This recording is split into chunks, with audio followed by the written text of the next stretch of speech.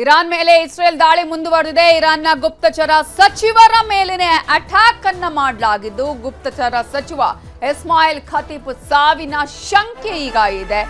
Israel ದಾಳಿಯನ್ನ ಮುಂದುವರೆಸಿದೆ ಇರಾನ್ನ ಮೇಲೆ. ಇರಾನ್ನ ಗುಪ್ತಚರ ಸಚಿವರ ಮೇಲೇನೆ ಇಸ್ರೇಲ್ ಅಟ್ಯಾಕ್ ಅನ್ನ ಮಾಡಿದೆ. ಗುಪ್ತಚರ ಸಚಿವ ಇಸ್ಮಾಯಿಲ್ ಖತೀಬ್ ಸಾವಿನ ಶಂಕೆ ಇದ್ದು, ಈಗಾಗಲೇ ಇರಾನ್ನ ಸೇನಾ ಅಧಿಕಾರಿಗಳು, ಸೇನಾ ಮುಖ್ಯಸ್ಥರು ಕೂಡ ಈಗಾಗಲೇ ಈ ಒಂದು ಇದರಲ್ಲಿ ದಾಳಿ ಆಗಿರುವ ಸಂದರ್ಭದಲ್ಲಿ ಅಲ್ಲಿ ಹತರಾಗಿದ್ದಾರೆ. ಇನ್ನು ಮತ್ತೊಂದು ಕಡೆ ಸೆಂಟ್ರಲ್ ಬೈರುತ್ ಮೇಲೂ ಇಸ್ರೇಲ್ ದಾಳಿಯನ್ನ ಮಾಡಿದೆ. 10 ಮಂದಿ ಸಾವಿನ ಬಗ್ಗೆ ಲೆಬನಾನ್ ಆರೋಗ್ಯ ಸಚಿವ ಮಾಹಿತಿಯನ್ನ ಕೊಟ್ಟಿದ್ದಾರೆ. ಈಗ ಕ್ಷಣಕ್ಕೂ ಬಿಗಡಾಯಿಸ್ತಾ ಇದೆ ಪರಿಸ್ಥಿತಿ. ಯಾರು ಕೂಡ ಶರಣಾಗುವ ಪರಿಸ್ಥಿತಿ ಕಾಣಿಸ್ತಾ ಇಲ್ಲ. ಒಂದ್ ಕಡೆ ಅಮೆರಿಕ, ಇಸ್ರೇಲ್ ಇರಾನ್ನ ಮೇಲೆ ಕ್ಷಣಕ್ಕೂ ದಾಳಿಯನ್ನ ಮಾಡ್ತಾ ಇದ್ರೆ, ಇರಾನ್ ಕೂಡ ಅಷ್ಟೇ ಪ್ರಬಲವಾಗಿ ಪ್ರತಿರೋಧವನ್ನ ಕೊಡ್ತಾ ಇದೆ. ಇರಾನ್ನ ಗುಪ್ತಚರ ಸಚಿವರು ಇದೀಗ ಈ ಒಂದು ದಾಳಿಯಲ್ಲಿ ಸಾವನ್ನಪ್ಪಿದ್ದಾರೆ ಅನ್ನುವಂತಹ ಮಾಹಿತಿಗಳು ಲಭ್ಯವಾಗ್ತಾ ಇದ್ದು, ಅವರ ಸಾವಿನ ಶಂಕೆ ವ್ಯಕ್ತವಾಗಿದೆ. ಈಗ ಇರಾನ್ನ ಗುಪ್ತಚರ ಸಚಿವರ ಮೇಲೆ ಅಟ್ಯಾಕ್ ಅನ್ನ ಇಸ್ರೇಲ್ ಮಾಡಿದ್ದು, ಇಸ್ಮಾಯಿಲ್ ಖತೀಬ್ ಮೃತಪಟ್ಟಿರುವ ಅನುಮಾನ ಇದೆ. ಹರ್ಮುಜ್ ಬಳಿಯ ಇರಾನ್ ಕ್ಷಿಪಣಿಯ ಕೇಂದ್ರ ಟಾರ್ಗೆಟ್ ಮಾಡಿಕೊಂಡಿದ್ದು 2267 ಕೆಜಿ ತೂಕದ ಬಂಕರ್ ಅನ್ನ ಬ್ಲಾಸ್ಟ್ ಮಾಡಲಾಗಿದೆ.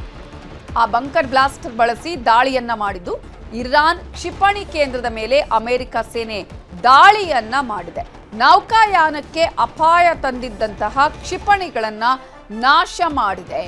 ಸದ್ಯ ಹರ್ಮುಜ್ ಜಲಸಂಧಿ ಇದೆಯಲ್ಲ, ಇದರಲ್ಲಿ ಈಗ ಉದ್ವಿಗ್ನ ಪರಿಸ್ಥಿತಿ ಇರೋದು. ಇದನ್ನೇ ಇರಾನ್ನ ದೊಡ್ಡ ಆರ್ಥಿಕವಾಗಿ ಈ ಒಂದು ಪ್ರಬಲವಾಗಿರೋದಕ್ಕೆ ಕಾರಣ ಆಗಿರೋದು ಇರಾನ್ ಅಂತ ಹೇಳಿದ್ರೆ, ಅದಕ್ಕೆ ಕಾರಣ ಈ ಹರ್ಮುಜ್ ಜಲಸಂಧಿ. ಆ ಒಂದು ಹರ್ಮುಜ್ ಜಲಸಂಧಿ ಇದೀಗ ಉದ್ವಿಗ್ನ ಸ್ಥಿತಿಯಲ್ಲಿದೆ. ಕಾರಣ ಅಮೆರಿಕ ಇದೀಗ ಇದನ್ನ ಕಂಟ್ರೋಲ್ಗೆ ತೆಗೆದುಕೊಳ್ಳುವಂತಹ ಎಲ್ಲ ಪ್ರಯತ್ನವನ್ನ ಮಾಡ್ತಾ ಇದೆ. ಹರ್ಮುಜ್ ಮೇಲೆ ಅಮೆರಿಕ ಹಿಡಿತ ಸಾಧಿಸ್ತಾ ಇದೆ ಭಾಗಶಃ ಅನ್ನುವಂತಹ ಮಾಹಿತಿಗಳು ಲಭ್ಯ ಆಗ್ತಾ ಇದ್ದು, ಹರ್ಮುಜ್ ಜಲಸಂಧಿಯಲ್ಲಿ ಇದೀಗ ಉದ್ವಿಗ್ನ ಸ್ಥಿತಿ ಇದೆ.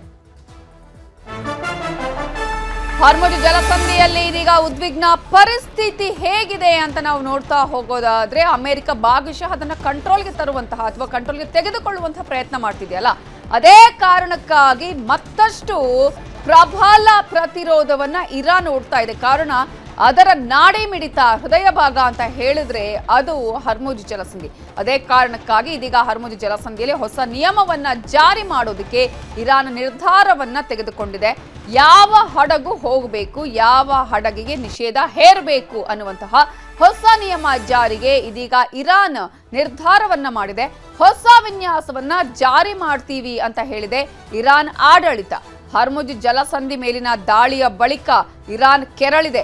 ಯಾವುದೇ ಕಾರಣಕ್ಕೂ ಈ ಒಂದು ಭಾಗವನ್ನ ಅಥವಾ ಈ ಹರ್ಮುಜ್ ಜಲಸಂಧಿಯನ್ನ ಬೇರೆಗೆ ನಾವು ಕಂಟ್ರೋಲ್ ಕೊಡೋದಕ್ಕೆ ಸಾಧ್ಯನೇ ಇಲ್ಲ ಅನ್ನುವಂತಹ ನಿಟ್ಟಿನಲ್ಲಿ ಇದೀಗ ಇರಾನ್ ಇಂತಹ ಒಂದು ನಿರ್ಧಾರವನ್ನ ತೆಗೆದುಕೊಂಡಿದೆ. ಹೊಸ ನಿಯಮವನ್ನ ಜಾರಿ ಮಾಡೋದಕ್ಕೂ ಕೂಡ ಈಗ ನಾವು ತಯಾರು ಮಾಡ್ಕೊಂಡಿದ್ದೀವಿ ಅಂತ ಇರಾನ್ ಆಡಳಿತ ಹೇಳಿಕೊಳ್ತಾ ಇದೆ. ಇದರ ಬಗ್ಗೆ ಇನ್ನಷ್ಟು ಡೀಟೇಲ್ಸ್ ಅನ್ನ ಕೊಡೋದಕ್ಕೆ ನಮ್ಮ ನ್ಯೂಸ್ ಎಡಿಟರ್ ಆಗಿರುವಂತಹ ರಾಘವೇಂದ್ರ ಗುಡಿ ಈಗ ನ್ಯೂಸ್ ಡೆಸ್ಕ್ ಇಂದ ನೇರ ಸಂಪರ್ಕದಲ್ಲಿ ಜಾಯ್ನ್ ಆಗಿದ್ದಾರೆ. ರಾಘವೇಂದ್ರ ಗುಡಿ, ಕ್ಷಣಕ್ಕೂ ಬಿಗಡಾಯಿಸ್ತಾ ಇದೆ ಯುದ್ಧ. ಪ್ರತಿ ಕ್ಷಣವೂ ಯುದ್ಧದ ಸ್ವರೂಪವೂ ಕೂಡ ಬದಲಾಗ್ತಾ ಇದೆ. ಇಂತಹ ಸಂದರ್ಭದಲ್ಲಿ ಇದೀಗ ಇರಾನ್ನ ಗುಪ್ತಚರ ಮುಖ್ಯಸ್ಥರ ಸಾವು ಆಗಿದೆಯಾ? ಇದರ ಬಗ್ಗೆ ಏನಾದರೂ ಅಧಿಕೃತ ಮಾಹಿತಿ ಸಿಕ್ಕಿದೆಯಾ?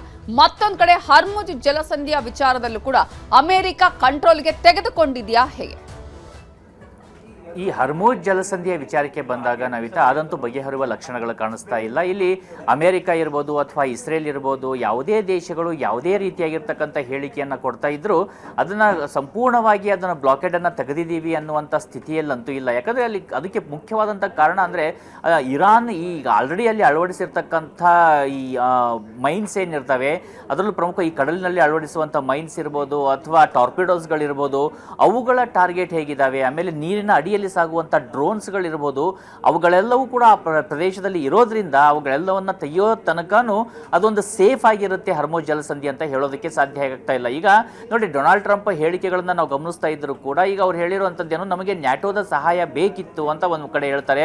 ಅದಾದ್ಮೇಲೆ ಹೇಳ್ತಾರೆ ನಮಗೆ ನ್ಯಾಟೋನೂ ಬೇಡ, ಯಾರು ಸಹಾಯವೂ ಬೇಡ, ನಾವೇ ನಾವೇ ಈ ಹರ್ಮುಜ್ ಜಲಸಂಧಿಯನ್ನ ಸಂಪೂರ್ಣವಾಗಿ ತೆರವುಗೊಳಿಸ್ತೀವಿ ಅಂತ ಹೇಳ್ತಿದ್ದಾರೆ.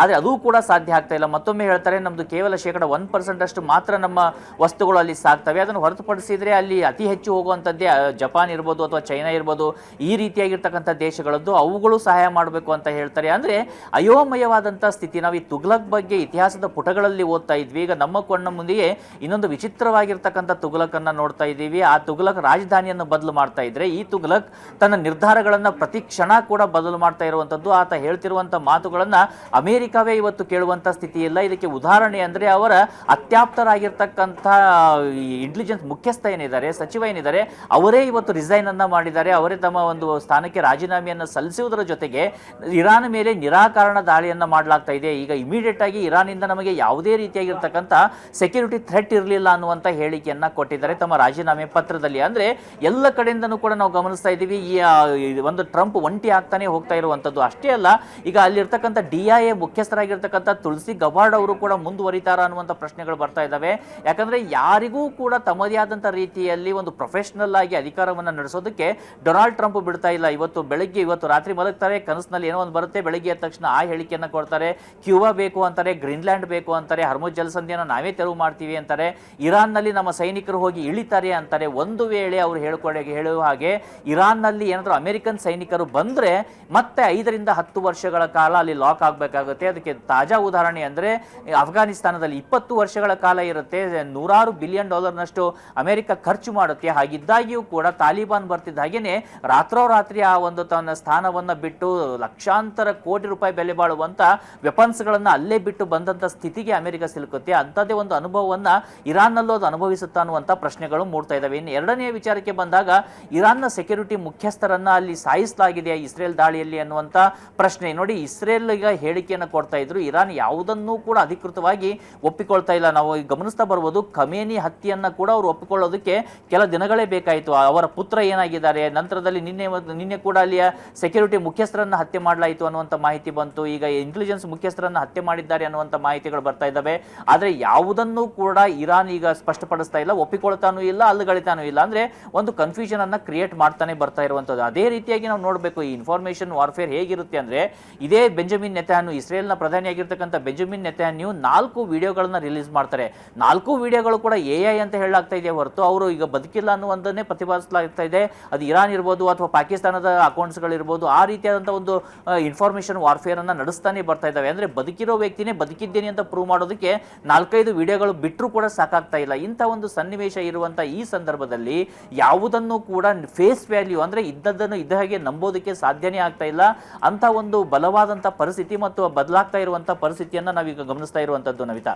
ಇದರ ಜೊತೆಗೆ ಮತ್ತೊಂದು ಪ್ರಮುಖವಾಗಿ ಬರುವಂತಹ ಪ್ರಶ್ನೆ ಅಂದ್ರೆ, ಈ ಹರ್ಮುಜ್ ಜಲಸಂಧಿ ಏನಿದೆ, ಹರ್ಮುಜ್ ಜಲಸಂಧಿಯಲ್ಲಿ ಅಮೆರಿಕನ್ ಹಡಗುಗಳು ಹೋಗೋದಕ್ಕೆ ಸಾಧ್ಯ ಆಗ್ತಾ ಇಲ್ಲ, ಯುರೋಪಿಯನ್ ಹಡಗುಗಳು ಸಾಧ್ಯ ಆಗ್ತಾ ಇಲ್ಲ, ಅಥವಾ ಫ್ರಾನ್ಸ್ನ ಹಡಗುಗಳು ಸಾಧ್ಯ ಆಗ್ತಾ ಇಲ್ಲ. ಹಾಗಿದ್ರೆ ಭಾರತದ ಮುಂದಿನ ಸ್ಥಿತಿ ಏನಾಗಿರುತ್ತೆ?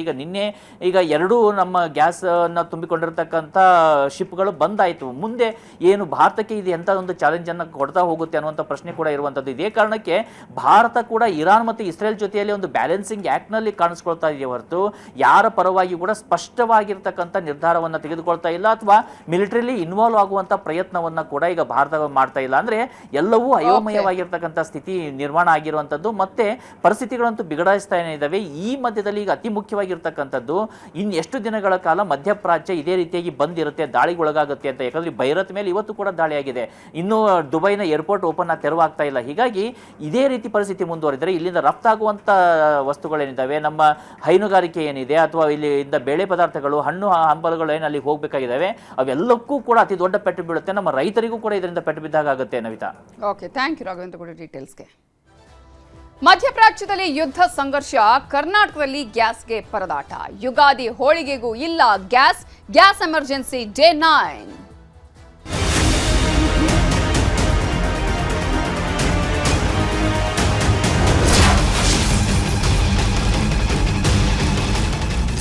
ಮಧ್ಯಪ್ರಾಚ್ಯದಲ್ಲಿ ಯುದ್ಧ ಆರಂಭವಾಗಿ 19 ದಿನ ಆದರೆ ಕರ್ನಾಟಕದಲ್ಲಿ ಈ ರೀತಿಯ ಸಂಕಷ್ಟ ಆರಂಭ ಆಗಿ 9 ದಿನ. ಯುಗಾದಿ ನಾಳೆ, ಆದರೆ ಯುಗಾದಿ ಹಿನ್ನೆಲೆ ಹೋಳಿಗೆ ಅಂತಾನೆ ಒಂದು ಸ್ಪೆಷಲ್ ಆಗಿರೋ ಹೋಟೆಲ್ಗಳಿತ್ತಲ್ಲ, ಹೋಳಿಗೆಗೆ ಅಂತಾನೆ ಹೆಸರುವಾಸಿಯಾಗಿರುವ ಹೋಟೆಲ್ಗಳಿಗೂ ಕೂಡ ಈಗ ಸಂಕಷ್ಟ ಎದುರಾಗಿದೆ. ಕಾರಣ ಕಮರ್ಷಿಯಲ್ ಗ್ಯಾಸ್ ಸಿಗದೆ ಸಿಬ್ಬಂದಿ ಪರದಾಟವನ್ನ ಮಾಡ್ತಾ ಇದ್ದಾರೆ. ಶ್ರೀನಗರದ ಅನ್ನಪೂರ್ಣೇಶ್ವರಿ ಹೋಳಿಗೆ ಮನೆ ಹೋಟೆಲ್ಗೂ ಕೂಡ ಈಗ ಸಂಕಷ್ಟ ಎದುರಾಗಿದೆ. ಕಾರಣ ಸಾಕಷ್ಟು ಜನ ಹಬ್ಬದ ಸಂದರ್ಭದಲ್ಲಿ ಬಂದು ಹೋಳಿಗೆಯನ್ನ ತಗೊಂಡು ಹೋಗ್ತಾ ಇದ್ರು. ಆದ್ರೆ ಈಗ ಇರುವುದು ಒಂದೇ ಒಂದು ಗ್ಯಾಸ್ ಸಿಲಿಂಡರ್, ಅದರಲ್ಲಿ ಹೋಳಿಗೆ ತಯಾರಿ ಮಾಡಬೇಕು. ಸೌದೆ ಒಲೆಯಲ್ಲಿ ಅಡುಗೆ ಮಾಡ್ತಿದ್ದಾರೆ ಹೋಟೆಲ್ನ ಸಿಬ್ಬಂದಿ. ಈಗ ಗ್ರಾಹಕರಿಗೂ ಕೂಡ ಬೇಕಾದಂತಹ ರೀತಿಯಲ್ಲಿ ಹೋಳಿಗೆಗಳನ್ನು ಕೊಡೋಕ್ಕಾಗ್ತಾ ಇಲ್ಲ, ಅಥವಾ ತಾವೇನು ಅಡುಗೆಯನ್ನ ಮಾಡಿ ಬೇರೆ ಬೇರೆ ರೀತಿಯ ವೆರೈಟಿ ಫುಡ್ಗಳನ್ನು ಕೊಡ್ತಾ ಇದೀವಿ ಅದನ್ನು ಕೂಡ ಕೊಡೋದಕ್ಕೆ ಸಾಧ್ಯ ಆಗ್ತಾ ಇಲ್ಲ.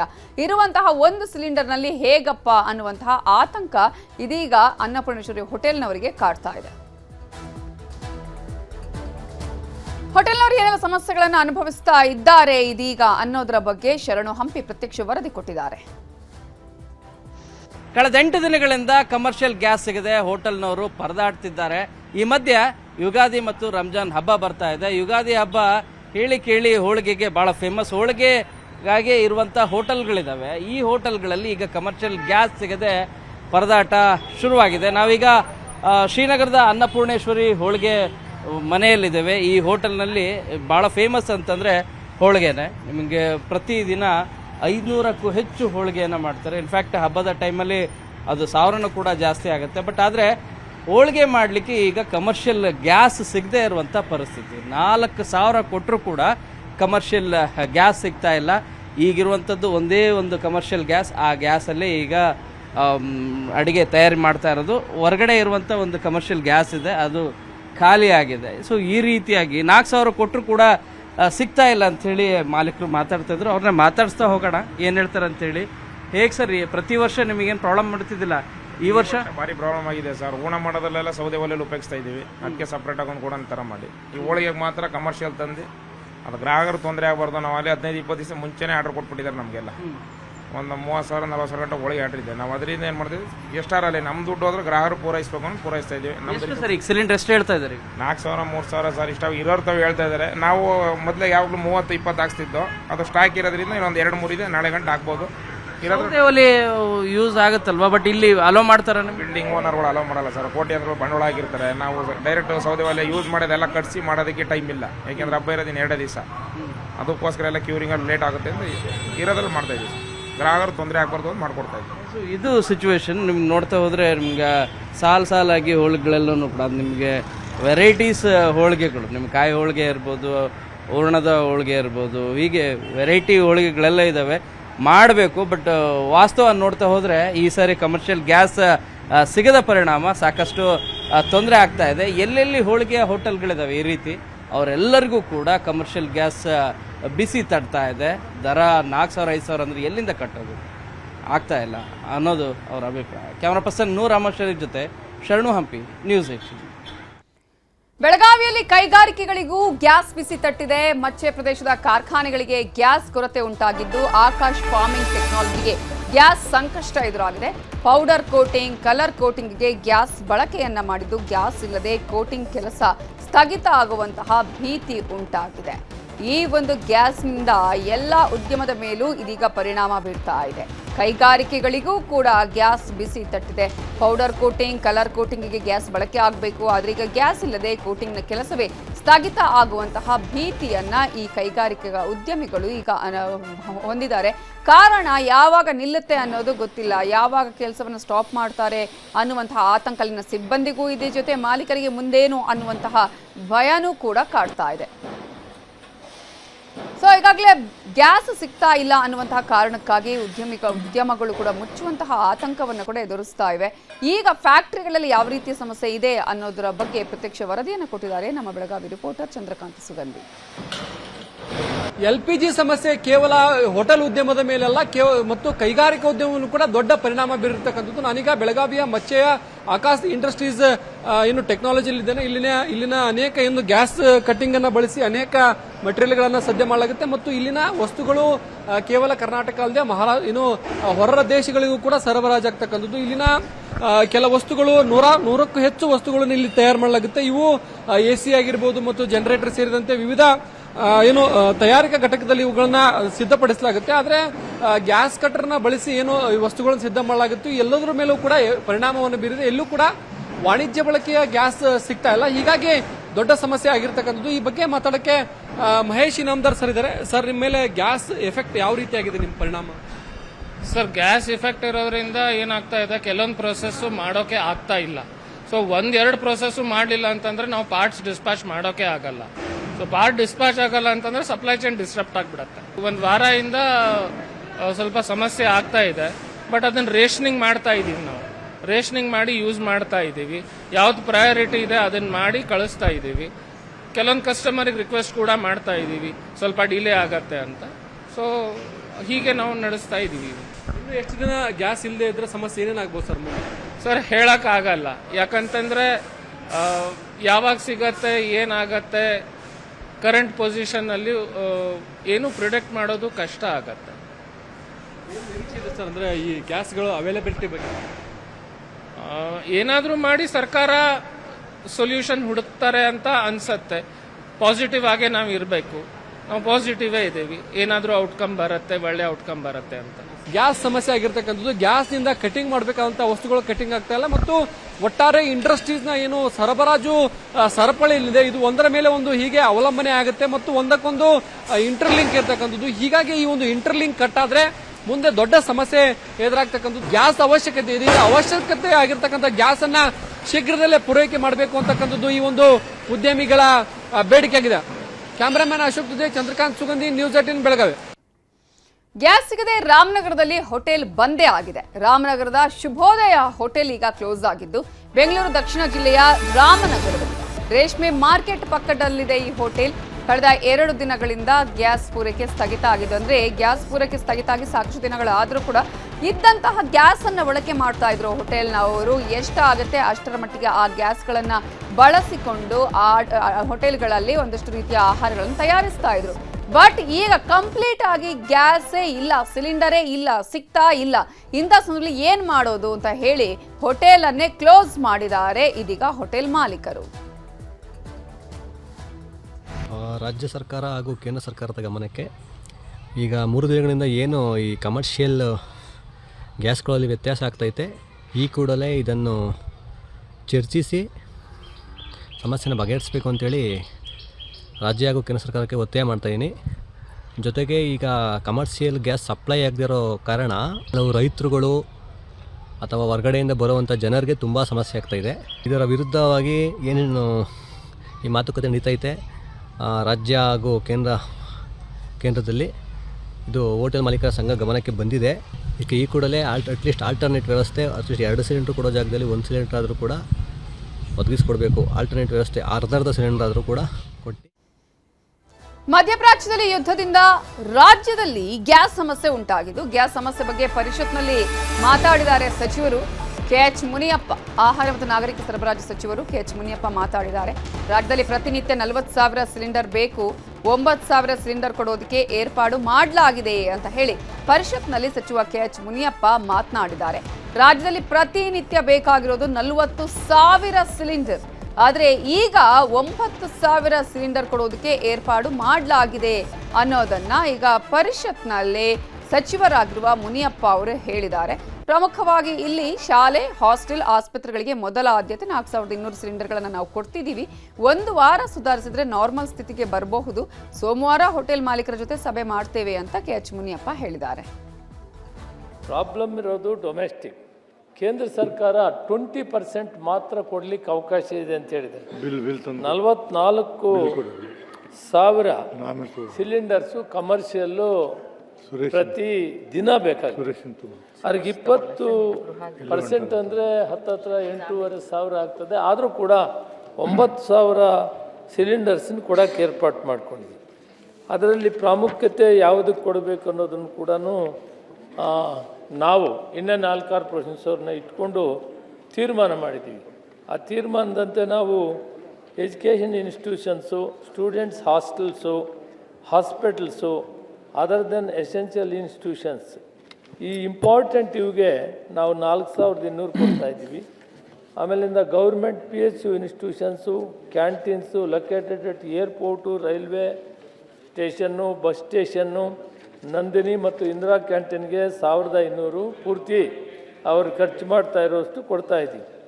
ನಮಗೆ ದಾವಣಗೆರೆ ದಕ್ಷಿಣ ಬಾಗಲಕೋಟೆ ಬೈ ಎಲೆಕ್ಷನ್ ದಂಗಲ್. ಮಗನ ಟಿಕೆಟ್ಗೆ ಪ್ರಭಾ ಲಾಬಿ ಮಾಡಿದ್ರ?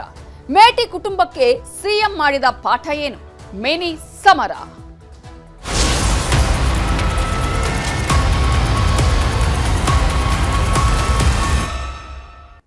ದಾವಣಗೆರೆ ದಕ್ಷಿಣ ಕ್ಷೇತ್ರದ ಟಿಕೆಟ್ ಹಂಚಿಕೆಯ ಕಗ್ಗಂಟು ಪುತ್ರ ಸಮರ್ಥಪರ ಸಂಸದೆ ಪ್ರಭಾ ಮಲ್ಲಿಕಾರ್ಜುನ್ ಲಾಬಿಯನ್ನ ಮಾಡಿದ್ದಾರೆ.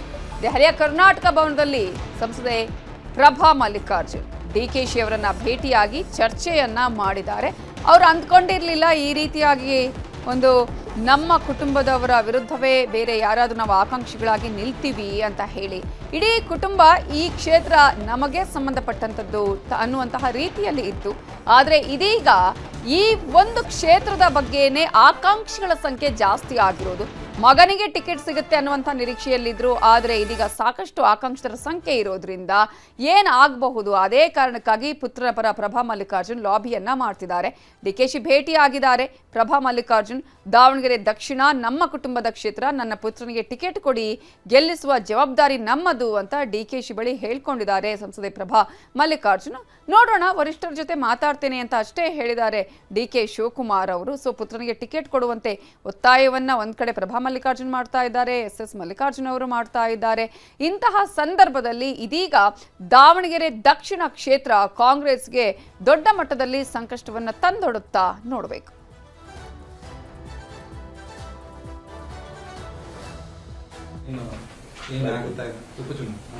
ನನಗೆ ಗೊತ್ತಿಲ್ಲ, ನನಗೆ ಇನ್ನೂ ಏನು ವರದಿ ಏನು ಬಂದಿಲ್ಲ. ನಾನೊಂದು ರಿಪೋರ್ಟ್ ಮಾಡಿದ್ದೀನಿ. ನಾವು ಐ ಥಿಂಕ್ ನಾನು ಚೀಫ್ ಮಿನಿಸ್ಟರ್ ಇಬ್ಬರು ಮಾತಾಡಿದ್ದೀವಿ. ಇವತ್ತು ಮೇಟಿ ಫ್ಯಾಮಿಲಿ ಮೆಂಬರ್ಸ್ನ ಕರೆಸಿದ್ದಾರೆ. ಇವತ್ತು ಕರೆಸ್ತೀನಿ ಅಂತ ಹೇಳಿದ್ರು, ಇವತ್ತು ಕರೆಸಿಬೇಕು. ನಾನು ನಿನ್ನೆ ಬೇರೆ ಆಸ್ಪಿರೆಂಟ್ಸ್ ಎಲ್ಲ ನಾನು ಬಂದು ಭೇಟಿ ಮಾಡ್ತಾ ಇದ್ದಾರೆ. ದಾವಣಗೆರೆಯವರೆಲ್ಲ ಬಂದು ಭೇಟಿ ಮಾಡ್ತಾ ಇದ್ದಾರೆ. ನಿನ್ನೆ ಕೂಡ ಮೇಡಮ್ ನಾನು ಇಲ್ಲಿ ಮಾತಾಡಿದ್ದೀನಿ, ಅವ್ರ MP ಅವ್ರ ಹತ್ರ ಕೂಡ ನಾನು ಮಾತಾಡಿದ್ದೀನಿ. ಬೆಂಗಳೂರಲ್ಲಿ ಅವರ ಮಂತ್ರಿ ಕೂಡ ಮಾತಾಡಿದ್ದೀನಿ. ಬೇರೆ ಆಸ್ಪಿರೆಂಟ್ಸ್ ಎಲ್ಲ ಬಂದು 3-4 ಜನ ಬೇರೆಯವರೆಲ್ಲ ಬಂದು ಕೇಳಿದ್ದಾರೆ. ನಾನು ಏನು ರಿಪೋರ್ಟ್ ಕೊಡಬೇಕು ಹೈಕಮಾಂಡ್ ಕೊಡ್ತೀನಿ. ಹೈಕಮಾಂಡ್ ಏನು ತೀರ್ಮಾನ ಮಾಡ್ತಾರೆ. ಯಾವಾಗ ಪ್ಲೀಸ್.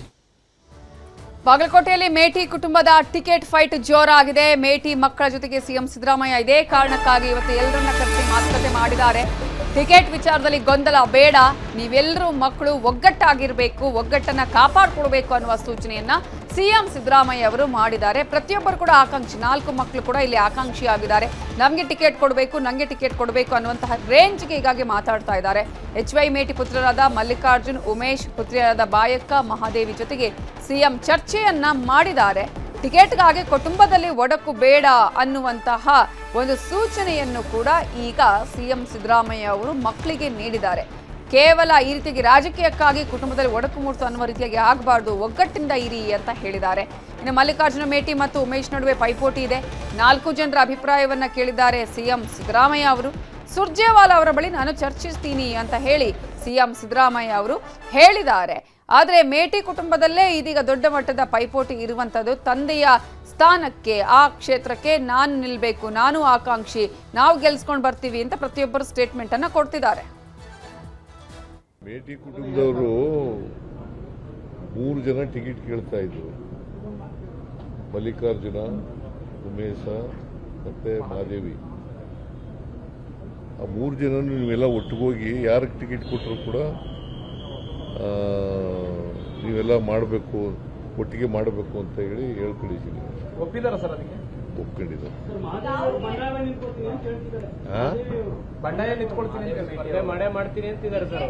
ನಿಮ್ ಜೊತೆ ಹೇಳಿದ್ರ? ಯಾವಾಗ? ಏನಂತ ನಾವೇನೋ ಒಟ್ಟಿಗೆ ಸುದ್ದಿಗೋಷ್ಠಿ ಮಾಡಿ ಅಂತ ಹೇಳಿದ್ರಂತೆ, ಅದಕ್ಕೆ ನಾನು ಒಪ್ಪಿಲ್ಲ ಅಂತ ಹೇಳ್ತಾ ಇದ್ದೀನಿ. ಸರ್ಕಾರದಲ್ಲಿ ಸಮಸ್ಯೆ DHO ಟ್ರಾನ್ಸ್ಫರ್ ಮಾಡಿದ್ರೆ ಅಂತ ಡಿಮ್ಯಾಂಡ್ ಮಾಡ್ತೀವಿ ಗಂಡ ಅಂತ ಸರ್ DHO ಗೊತ್ತಿಲ್ಲ ನನಗೆ, ಗೊತ್ತಿಲ್ಲ.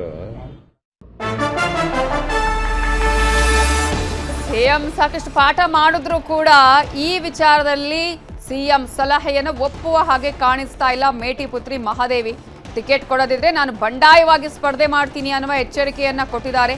ಸಿಎಂ ಸಭೆಯಿಂದ ಅರ್ಧದಲ್ಲೇ ಹೊರ ಬಂದಿದ್ದಾರೆ ಮಹಾದೇವಿ. ವಿಧಾನಸೌಧದಲ್ಲಿ ನಡೀತಾ ಇದ್ದಂತಹ ಸಿಎಂ ಜೊತೆಗಿನ ಸಭೆಯಲ್ಲಿ ಚುನಾವಣೆಗೆ ಸ್ಪರ್ಧಿಸಿಯೇ ಸಿದ್ಧ ಅಂತ ಹೇಳಿದ್ದಾರೆ. ಇದೇ ವಿಚಾರಕ್ಕೆ ಸಂಬಂಧಪಟ್ಟ ಹಾಗೆ ಇನ್ನಷ್ಟು ಡೀಟೇಲ್ಸ್ ಅನ್ನ ಕೊಡೋದಕ್ಕೆ ನಮ್ಮ ರಿಪೋರ್ಟರ್ ತಿಮ್ಮೇಗೌಡರು ನೇರ ಸಂಪರ್ಕದಲ್ಲಿ ಜಾಯ್ನ್ ಆಗಿದ್ದಾರೆ. ತಿಮ್ಮೇಗೌಡ್ರೆ, ಈಗಾಗಲೇ ಮೇಟಿ ಅವರ ನಿಧನತಿರುವಂತಹ ಕ್ಷೇತ್ರದಲ್ಲಿ ಮೇಟಿ ಅವರ ಕುಟುಂಬಸ್ಥರಿಗೆ ಕೊಟ್ಟರು ಕೂಡ ಕುಟುಂಬದಲ್ಲೇ ಇದೀಗ ತನಗೆ ಟಿಕೆಟ್ ಬೇಕು ಅನ್ನುವಂತಹ ಆಕಾಂಕ್ಷಿತರು ಇರುವಂತಹ ಹಿನ್ನೆಲೆಯಲ್ಲಿ ಸಿದ್ದರಾಮಯ್ಯವರ ಇವತ್ತು ಪಾಠ ಒಗ್ಗಟ್ಟಿನ ಪ್ರದರ್ಶನಕ್ಕೆ ಕಾರಣ ಆಯ್ತಾ? ಮಹಾದೇವಿಯವರು ಮತ್ತೊಂದು ದಾರಿಯನ್ನು ಹಿಡಿದ ಹಾಗೆ ಕಾಣಿಸ್ತಾ ಇದೆ.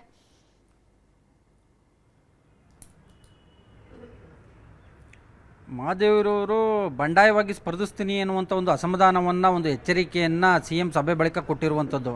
ಯಾಕಂತ ಹೇಳಿದ್ರೆ CM ಸರ್ಕಾರಿ ನಿವಾಸ ಕಾವೇರಿಯಲ್ಲಿ ಒಂದು ಸುತ್ತಿನ ಮಾತುಕತೆಯನ್ನು ಇಂದು ಬೆಳಗ್ಗೆ ನಡೆಸಿದ್ರು. ಅದಾದ ಬಳಿಕ ವಿಧಾನಸೌಧದ 3ನೇ ಮಹಡಿಯಲ್ಲಿರ್ತಕ್ಕಂಥ ಮುಖ್ಯಮಂತ್ರಿ ಸಿದ್ದರಾಮಯ್ಯನವರ ಕೊಠಡಿಯಲ್ಲೂ ಕೂಡ HY ಮೇಟಿ ಕುಟುಂಬದ 4 ಪುತ್ರ ಮತ್ತು ಪುತ್ರಿಯರನ್ನ ಕರೆಸಿ CM ಸಿದ್ದರಾಮಯ್ಯನವರು ಸಭೆಯನ್ನು ನಡೆಸಿದ್ರು. ಆ ಒಂದು ಸಭೆಯಲ್ಲಿ ಯಾರಿಗೆ ಟಿಕೆಟ್ ಕೊಟ್ಟರು ಕೂಡ ನೀವೆಲ್ಲರೂ ಕೂಡ ಒಗ್ಗಟ್ಟಿನಿಂದ ಹೋದಾಗ ಮಾತ್ರ ಗೆಲುವು ಸಾಧ್ಯ ಆಗುತ್ತೆ. ನಿಮ್ಮೊಳಗಿನ ಒಡಕನ್ನು ಪ್ರದರ್ಶನ ಮಾಡಿ ನಗೆಪಾಟಲಿಗೆ ಈಡಾಗಬೇಡಿ, ಸೋಲನ್ನು ಅನುಭವಿಸ್ಬೇಡಿ. ಯಾರಿಗೆ ಟಿಕೆಟ್ ಕೊಟ್ಟರು ಕೂಡ ಎಲ್ಲರೂ ಒಗ್ಗಟ್ಟಿನಿಂದ ಕೆಲಸ ಮಾಡಿ ಗೆದ್ದೇ ಗೆಲ್ತೀರಾ ಅನ್ನುವಂಥ ಒಂದು ಸಲಹೆಯನ್ನು CM ಸಿದ್ದರಾಮಯ್ಯನವರು ಕೊಟ್ಟಿದ್ರು. ಆದರೆ ಹಿರಿಯ ಪುತ್ರಿಯಾಗಿರ್ತಕ್ಕಂಥ ಮಹಾದೇವಿರವರು ಈ ಒಂದು CM ಸಲಹೆಗೆ ಎಲ್ಲ ಒಂದು ಕಡೆಗೆ ಒಪ್ಕೊಂಡಂತೆ ಕಾಣಿಸ್ತಾ ಇಲ್ಲ. ಸಭೆಯಿಂದ ಹೊರಬಂದಂಥ ಮಹಾದೇವಿರವರು ನಾನು ಬಂಡಾಯವಾಗಿ ನಿಲ್ಲೋದು ಶತಸಿದ್ಧ ಅನ್ನುವಂಥ ಒಂದು ಮಾತನ್ನು ಅನೌಪಚಾರಿಕವಾಗಿ ಮಾತನಾಡುವಂಥ ಸಂದರ್ಭದಲ್ಲಿ ಹೇಳಿರ್ತಕ್ಕಂಥದ್ದು. ಸೊ ಈ ಒಂದು ಸಭೆ ಬಳಿಕ ಮಾತನಾಡಿದಂಥ CM ಸಿದ್ದರಾಮಯ್ಯನವರು ನನ್ನನ್ನು ಇವತ್ತು HY ಮೇಟಿ ಕುಟುಂಬದವ್ರು ಭೇಟಿ ಮಾಡಿದ್ರು, ಎಲ್ಲರೂ ಒಗ್ಗಟ್ಟಾಗಿ ಹೋಗಿ ಯಾರಿಗೆ ಟಿಕೆಟ್ ಕೊಟ್ಟರು ಕೂಡ ಒಗ್ಗಟ್ಟಿನಿಂದ ಕೆಲಸ ಮಾಡಿ ಅನ್ನುವಂಥ ನಿಟ್ಟಲ್ಲಿ ಸಲಹೆಯನ್ನು ಕೊಟ್ಟಿದ್ದೀನಿ, ಎಲ್ಲರೂ ಒಪ್ಪಿದ್ದಾರೆ ಅನ್ನುವಂಥ ಒಂದು ಮಾತನ್ನು ಹೇಳಿದ್ರ ಮುಖಾಂತರ HY ಮೇಟಿ ಕುಟುಂಬದ ಒಡಕನ್ನು ಸಮರ್ಥನೆಯನ್ನು ಮಾಡ್ಕೊಂಡಿದ್ರು. ಆದರೆ ಮಹಾದೇವಿರವರು ಈ ರೀತಿ ಹೇಳಿದಾರಲ್ಲ ಸರ್ ಅನ್ನುವಂಥ ಒಂದು ಪ್ರಶ್ನೆಯನ್ನು ಮಾಧ್ಯಮಗಳು ಕೇಳಿದಂಥ ಸಂದರ್ಭದಲ್ಲಿ ಅದ್ರ ಬಗ್ಗೆ ನನಗೆ ಗೊತ್ತಿಲ್ಲ, ಮಾತನಾಡ್ತೀನಿ ಎನ್ನುವಂಥ ಒಂದು ಮಾತನ್ನು ಹೇಳಿರ್ತಕ್ಕಂಥದ್ದು. ಇನ್ನುಳಿದಂತೆ ದಾವಣಗೆರೆ ಮತ್ತು ಬಾಗಲಕೋಟೆ ಉಪಚುನಾವಣೆಗೆ ಸಂಬಂಧಪಟ್ಟಂತೆ 2 ತಂಡಗಳು ಈಗಾಗಲೇ 2 ವಿಧಾನಸಭಾ ಕ್ಷೇತ್ರಕ್ಕೆ ಭೇಟಿ ನೀಡಿ ವರದಿಯನ್ನು ತಯಾರಿಸಿದ್ದಾವೆ. ಅವರು ವರದಿಯನ್ನು ಕೂಡ ಕೊಡ್ತಾರೆ. ಮತ್ತೊಂದು ಕಡೆಗೆ ಶುಕ್ರವಾರ ರಾಜ್ಯ ಕಾಂಗ್ರೆಸ್ ಉಸ್ತುವಾರಿ ರಣದೀಪ್ ಸಿಂಗ್ ಸುರ್ಜೇವಾಲಾ ಅವರು ಬೆಂಗಳೂರಿಗೆ ಬರ್ತಾ ಇದ್ದಾರೆ. ಈ ಉಸ್ತುವಾರಿಗಳು ಕೊಟ್ಟಿರ್ತಕ್ಕಂಥ ಒಂದು ವರದಿ, ಮತ್ತೊಂದು ಕಡೆಗೆ ಸುರ್ಜೇವಾಲಾ ಅವರು ನಡೆಸುವಂಥ ಒಂದು ಸಭೆ, ಈ ಒಂದು ವಿಚಾರದಲ್ಲಿ ನಾವು ಮತ್ತೆ DK ಶಿವಕುಮಾರ್ ಮತ್ತೆ ಸುರ್ಜೇವಾಲಾ ಎಲ್ಲರೂ ಕೂಡ ಕುಳಿತು ಚರ್ಚೆ ಮಾಡಿ ಟಿಕೆಟ್ ಅನ್ನ ಫೈನಲ್ ಮಾಡ್ತೀವಿ ಅನ್ನುವಂಥ ಒಂದು ಮಾತನ್ನ CM ಸಿದ್ದರಾಮಯ್ಯನವರು ಹೇಳಿರ್ತಕ್ಕಂಥದ್ದು. ಈ ಎಲ್ಲಾ ಬೆಳವಣಿಗೆಗಳ ನಡುವೆ ಶಾಮನೂರು ಶಿವಶಂಕರಪ್ಪನವರ ಪುತ್ರ ಹಾಗೂ ಪುತ್ರರಾಗಿರ್ತಕ್ಕಂಥ ಸಮರ್ಥ ಶಾಮನೂರವರು ಎಲ್ಲೋ ಒಂದ್ ಕಡೆಗೆ ಟಿಕೆಟ್ ಸಿಗುವಂತ ಒಂದು ವಿಶ್ವಾಸದಲ್ಲಿದ್ದಾರೆ. ಅಂಥದ್ದೊಂದು ಸುಳಿವು ಸಿಕ್ಕಂತ ಹಿನ್ನೆಲೆಯಲ್ಲಿ ಇವತ್ತು ದಾವಣಗೆರೆ ದಕ್ಷಿಣ ವಿಧಾನಸಭಾ ಕ್ಷೇತ್ರದಲ್ಲಿ ಸಿಟಿ ರೌಂಡ್ಸ್ ಅನ್ನ ಮಾಡಿರುವಂತದ್ದು. ಎಲ್ಲ ಒಂದ್ ಕಡೆಯಾಗಿ DK ಶಿವಕುಮಾರ್ ಅವರು ಕೂಡ ಪರೋಕ್ಷವಾಗಿ ಶಾಮನೂರು ಶಿವಶಂಕರಪ್ಪ ಕುಟುಂಬಕ್ಕೆ ಟಿಕೆಟ್ ಅನ್ನ ಕೊಡಿಸಬೇಕು ಅನ್ನುವಂತ ನಿಟ್ಟಿನಲ್ಲಿ ಇನ್ನಿಲ್ಲದ ಪ್ರಯತ್ನವನ್ನ ಮಾಡ್ತಾ ಇದ್ದಾರೆ. ಓಕೆ, ಥ್ಯಾಂಕ್ ಯು ಹೆಬ್ಬಾಕ ತಿಮ್ಮೇಗೌಡ್ರೆ ಡೀಟೇಲ್ಸ್. ಇವಿಷ್ಟೇ ಹೊತ್ತಿನ ಪ್ರಮುಖ ಸುದ್ದಿ. ನೋಡ್ತಾ ಇರಿ News 18 ಕನ್ನಡ. ಜಾಲ ನಮ್ಮದು, ಬಲ ನಿಮ್ಮದು.